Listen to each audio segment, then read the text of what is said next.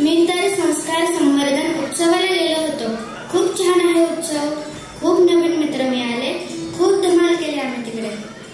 जर आम्हाला सांगितले असते तर आम्हीही आलो असतो संस्कार संवर्धन उत्सवाला. अरे चिंकी सोनू आले, पळत येत आहे ते बघा. अरे मित्रांनो, किती दिवस झाले तुमची भेट नाही. अरे काय काय केलं सुट्टीत? अगं थांब, थोडा वेळ झाला, श्वास घे, शांत हो. चिंकी तुला नेहमीच घाई असते. जाऊ दे, मी आणि सलीम तर आजोळी गेलो होतो मामाकडे. आपण तर फुलटू धमाल केली. टीव्ही, मोबाईल, गेम्स, नुसती फिराफिर आणि धमाल. मोहन, अरे वेळ घालवलास. काही दुसरे करायला हवे होते. अहो दादा, तुम्ही काय सदुपयोग केला ते सांगा. मी संस्कार संवर्धन उत्सवाला गेलो होतो. वा छान. मी तर माझ्या आई बाबांच्या बरोबर सहलीला गेले होते.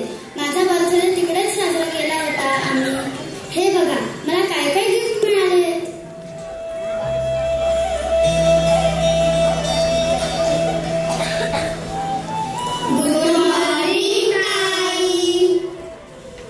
गुड मॉर्निंग मुलांनो.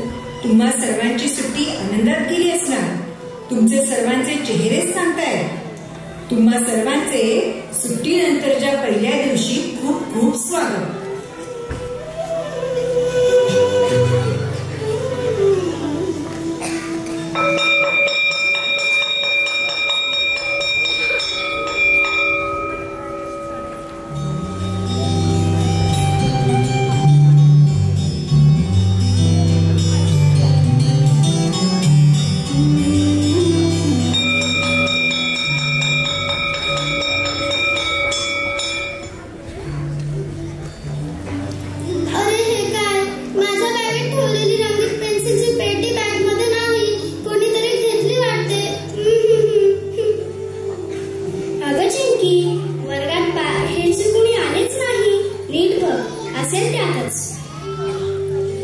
नाही रे, तुम्हाला सर्वांना दाखवून मी सगळ्या वस्तू बॅगमध्येच ठेवल्या होत्या.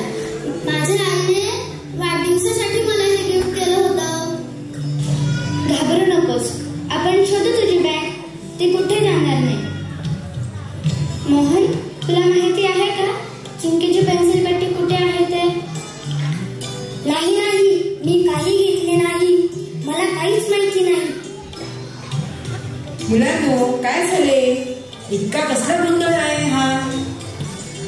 ताई, चिंकीच्या रंगीत पेन्सिलची पेटी हरवली आहे.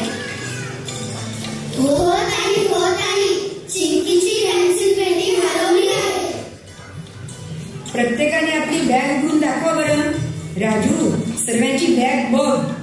कोणाकडे चुकून ठेवली गेली असेल तर.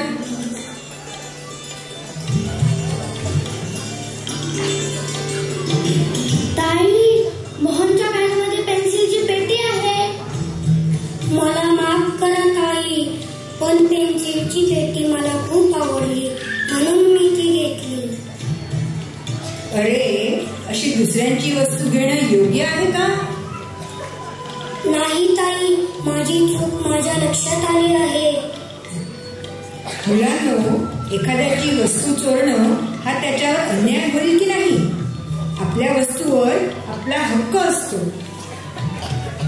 माफ करा ताई, मी माझी वस्तू नसताना ती घेतली, यामुळे चिंकीवर अन्याय झाला.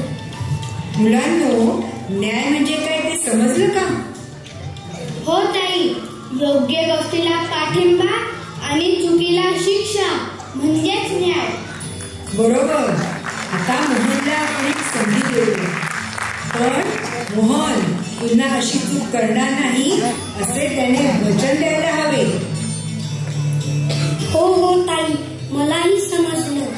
मी पुन्हा अशी चूक कधीच करणार नाही. सत्याच्या मार्गाने जाणे हाच न्याय आहे. कोणावरही अन्याय करू नये आणि चुकीच्या गोष्टीला थारा देऊ नये. आपण सर्वांनी असेच केले पाहिजे.